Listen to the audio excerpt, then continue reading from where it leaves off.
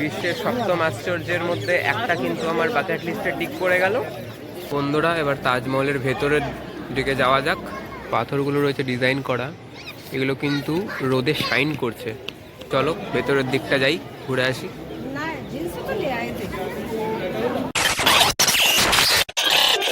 আগ্রা অর্থাৎ যেই শহরটি ভারত তথা সমগ্র বিশ্বে পরিচিত তাজমহলের শহর নামে। দিল্লি আগ্রা মথুরা বৃন্দাবন সিরিজের সপ্তম পর্বে সবাইকে স্বাগত জানাই। পূর্ববর্তী পর্বগুলি যারা দেখেননি তারা প্লিজ চেক আউট করে নিন, ডিসক্রিপশনে লিঙ্ক দেওয়া আছে।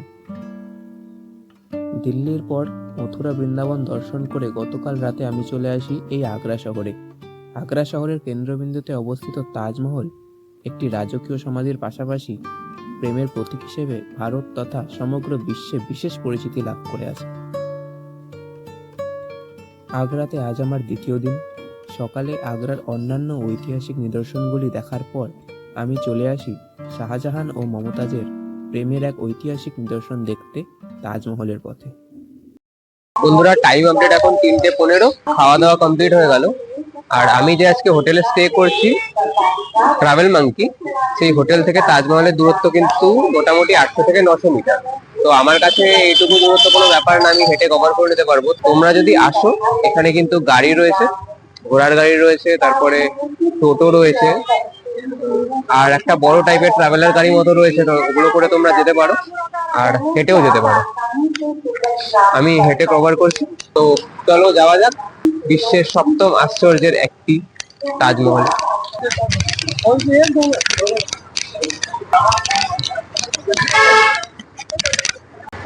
বন্ধুরা, তাজমহলের সামনের রাস্তাটা দেখো কতটা সুন্দর।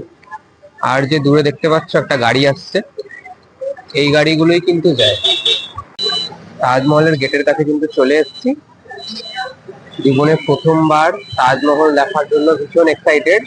তো তাড়াতাড়ি টিকিটটা কাটিয়ে ভেতরে যাই। আর তোমাদের উদ্দেশ্যে বলি, আমার পিছনে যে দেখছো হোয়াইট কালারের যে গাড়িটা দাঁড়িয়ে আছে, বড় বড় ব্যাটারির গাড়ি, এই গাড়িগুলোতে কিন্তু তোমরা আসবে। এই গাড়িগুলো তোমাদের তাজমহলের গেটের সামনে নয়, বাকি গাড়িগুলোতে কিন্তু তোমরা এসো না, ওগুলো কিন্তু দূরে নামিয়ে দেবে, তোমাদের কিন্তু অনেকটা হাঁটতে হবে। এখানকার ট্রান্সপোর্টেশন খরচ তোমাদের একটু আগেই আমি বলেছি যে ভীষণ সস্তা। তো মোটামুটি 10 থেকে 15 টাকার বিনিময়ে কিন্তু এরা নিয়ে আসবে।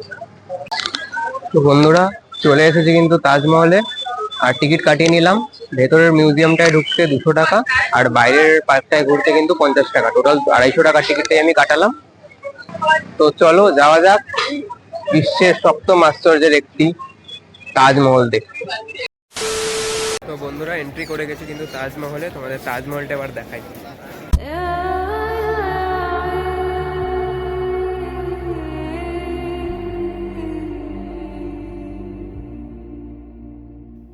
ভারতবর্ষে থেকে তাজমহল নামটি শোনেননি এমন মানুষ এক কথায় নেই বললেই চলে। এই মহলটির নির্মাণ কাজ শুরু হয় 1632 সালে ও শেষ হয় 1648 সালে।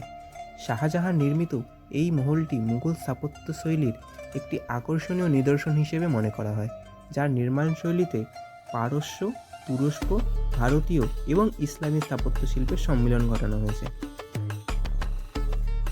এবার আপনাদের সাথে তাজমহলের কিছু ইনফরমেশন শেয়ার করি। মহলটি যমুনা নদীর একদম কিনারে অবস্থিত হওয়ার কারণে স্বাভাবিকভাবেই এখানকার মাটি অত্যন্ত নরম ছিল। এর সমাধানস্বরূপ এটির তলদেশে কিছু গভীর কূপ খনন করা হয়। এরপর এর মধ্যে বড় বড় পাথরসহ শাল ও মেহগনি কাঠের গুঁড়ি দেওয়া হয়, যা তাজমহলের ভিতকে শক্ত করেছে। এই কাঠগুলির বিশেষত্ব হলো এই কাঠ যত জলের সংস্পর্শে থাকবে তত মজবুত হবে। তাজমহলের চারপাশে থাকা 4টি মিনারের একটিও সোজা নয়। লক্ষ্য করলে দেখা যায় মিনারগুলি সামান্য বাইরের দিকে ঝোঁকানো। এর কারণ হলো কোনো ভূমিকম্পজনিত কারণে যেন মিনারগুলি মূল স্থাপত্যটির ওপর পড়ে না যায়। তাজমহল নির্মাণের পর থেকেই তাজমহল বহু পর্যটককে আকর্ষিত করেছে। বর্তমানে তাজমহলে 2 থেকে 3 মিলিয়ন পর্যটক আসে, যার মধ্যে 2 লক্ষ পর্যটক বিদেশি, যা একে ভারতের সবচেয়ে জনপ্রিয় পর্যটন কেন্দ্রে পরিণত করেছে। বায়ু দূষণকারী যানবাহন তাজমহলের কাছে আসা একদম নিষিদ্ধ, তাই পর্যটকদের গাড়ি রাখার স্থান থেকে পায়ে হেঁটে অথবা বৈদ্যুতিক বাসে করে তাজমহলে আসতে হয়, যা আপনাদের একটু আগেই আমি দেখালাম।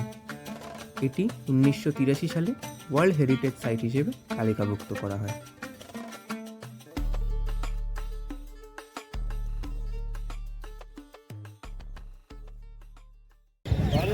দেখো বন্ধুরা,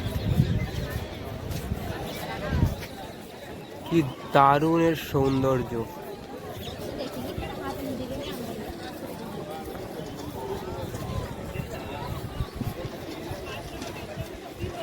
বন্ধুরা, একদম উপরে তাজমহলে যেটা 200 টাকার টিকিট, ওটাতে যেতে গেলে এই পায়ে এরকম কিন্তু একটা মোজা টাইপের দিয়ে দেয় জুতো লাগাতে গেলে। এটা পরেই তোমরা যদি আসো তাহলে এটা পরেই আসতে হবে। তো বন্ধুরা, দেখছো এর সৌন্দর্য।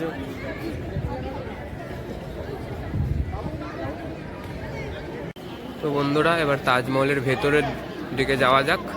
চলো ভেতরের দিকটা যাই, ঘুরে আসি।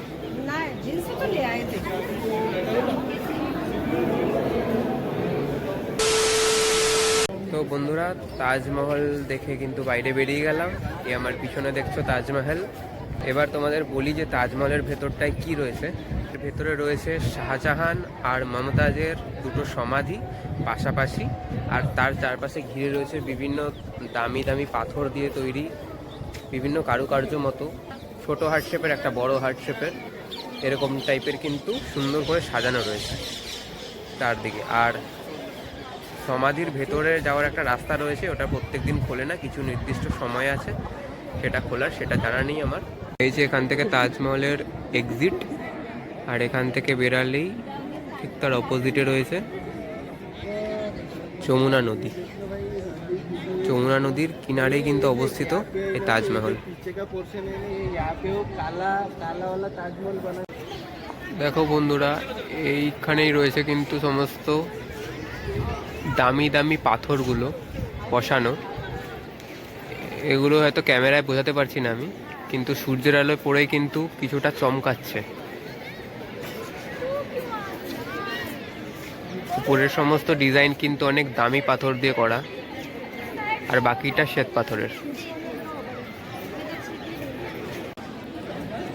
দেখো এই যে লেখাগুলো রয়েছে, উর্দু বা আরবীয় ভাষায় হয়তো লেখা, আর তার সাথে এর যে কারুকার্যগুলো করেছে অসাধারণ, দারুণ দেখতে লাগছে কিন্তু।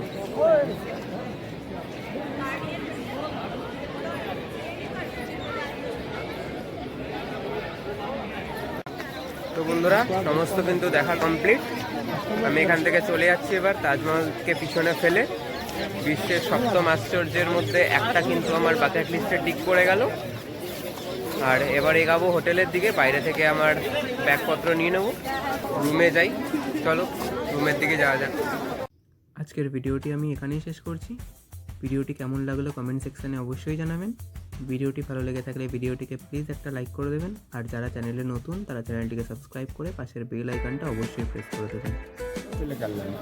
यहाँ से लेकर ऊपर तक 134 फीट की है, नीचे ज़मीन से लेकर ऊपर तक 176 फुट, चौड़ाई इसकी 90 फुट। ये दरवाज़ा अपन अपनी जनता के लिए बने आने जाने के लिए।